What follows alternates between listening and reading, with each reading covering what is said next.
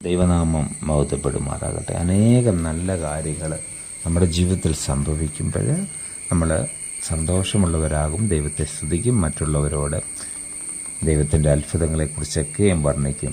പക്ഷേ എവിടെയെങ്കിലും വ്യക്തമായ അനുഭവങ്ങൾ വരുമ്പോൾ നമ്മൾ ഈ സന്തോഷമെല്ലാം കെട്ടുപോകാറുണ്ട്.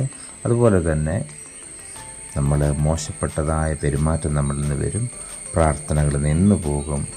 അതുപോലെ നമുക്കൊരു സാക്ഷ്യമുള്ള ജീവിതം അതിലൂടെ നടത്തുവാനായിട്ട് സാധിക്കാതെയും പോകും. പക്ഷേ ഇവിടെ ദൈവം എന്താണ് നമ്മളോട് പറയുന്നതെന്ന് 105-ാം സങ്കീർത്തനത്തിൽ പറയുന്നുണ്ട്.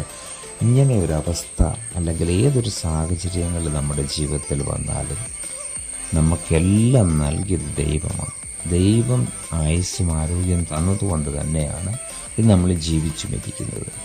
അതുകൊണ്ട് ഇവിടെ എന്താണ് ഒരു ദൈവം ചെയ്യേണ്ടത്? 105-ാം സങ്കീർത്തനത്തിൽ പറയുന്നു, കർത്താവിനെ സ്തോത്രം ചെയ്യുവീൻ, കർത്താവിൻ്റെ നാമത്തെ വിളിച്ചപേക്ഷിപ്പീൻ, അവൻ്റെ പ്രവൃത്തികളെ ജാതികളുടെ ഇടയിൽ അറിയിപ്പീൻ, കർത്താവിന് പാടുവീൻ, അവന് കീർത്തനം പാടുവീൻ, അവൻ്റെ സകല അത്ഭുതങ്ങളെയും കുറിച്ച് സംസാരിപ്പീൻ, അവൻ്റെ വിശുദ്ധ നാമത്തിൽ പ്രശംസിപ്പീൻ.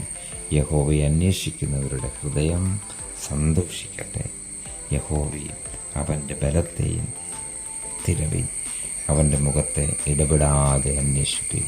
കർത്താവിൽ പ്രിയരെ, നിരാശ വരാം, സന്തോഷം വരാം, സങ്കടങ്ങൾ വരാം. പക്ഷേ കർത്താവിനെ അന്വേഷിക്കുന്നവരുടെ ഹൃദയം എപ്പോഴും സന്തോഷിച്ചു കൊണ്ടിരിക്കും.